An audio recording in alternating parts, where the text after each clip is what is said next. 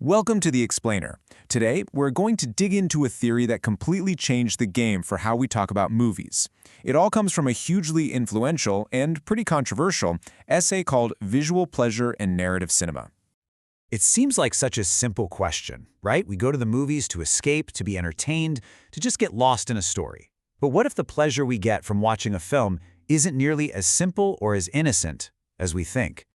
Well, back in 1975, the film theorist Laura Mulvey basically argued that the way Hollywood movies are built for our enjoyment is no accident.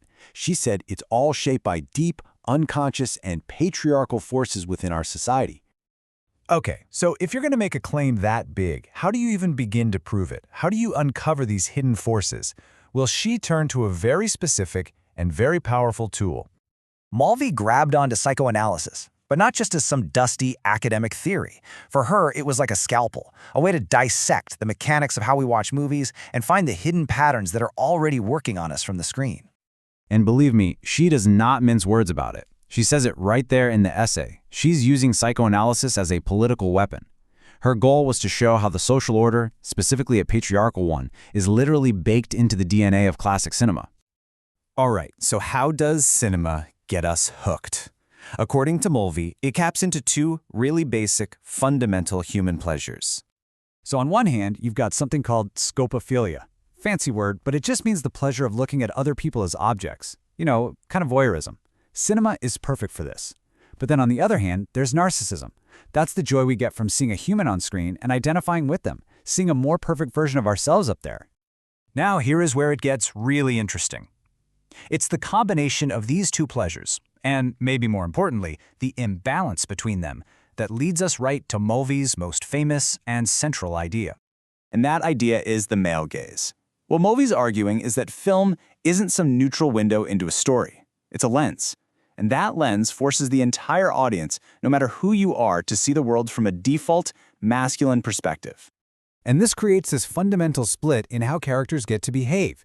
The man on screen is active. He's the bearer of the look, the one who pushes the story forward. The woman, though, she's passive. She is the image, the spectacle. Her job is to be looked at, and often the entire narrative just grinds to a halt so she can be admired. Now, this gaze isn't just one thing. It's actually a powerful mix of three different perspectives that all merge together. You have the look of the camera itself, you have the look of us, the audience, sitting in the theater, and you have the look of the male characters within the film's world. All three, she argues, align to create the single dominant male point of view.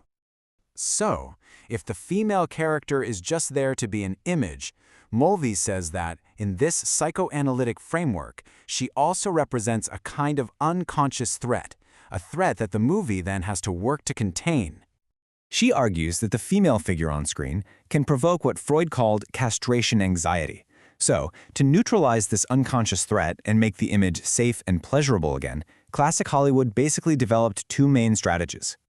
The first strategy is a kind of voyeuristic sadism.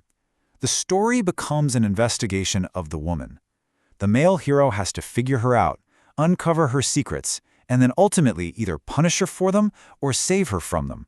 Either way, her power is contained and male control is reestablished. And for Mulvey, the absolute master of this technique was Alfred Hitchcock. I mean, think about his movies. They are so often built around a man's obsessive investigation of a mysterious woman, which turns the entire audience into his voyeuristic accomplices. The second strategy is what she calls fetishistic scopophilia. This is a bit different. Instead of investigating the woman, the camera turns her into a perfect, beautiful object. It'll often chop her up visually, focusing on her face, her legs, so she becomes a collection of beautiful, reassuring parts instead of a whole, potentially threatening person. And for this, Mulvey points directly at the films of director Joseph von Sternberg, especially his work with the star Marlene Dietrich. Her characters were often presented as these flawless, almost unreal spectacles of beauty, designed almost purely for the pleasure of being looked at. So where does all of this lead? Well, it all builds up to Mulvey's final and honestly most radical argument about what needs to be done about it.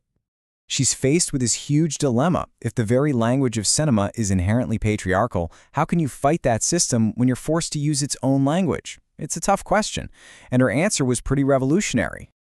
You see, she wasn't just calling for a reform of Hollywood. She called for the complete destruction of its traditional pleasures.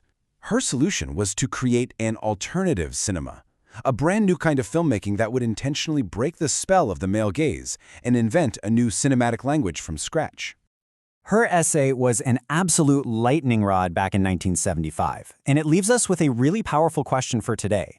Nearly half a century later, with so many new voices in filmmaking, how has the cinematic gaze actually evolved? And maybe more importantly, in what ways hasn't it?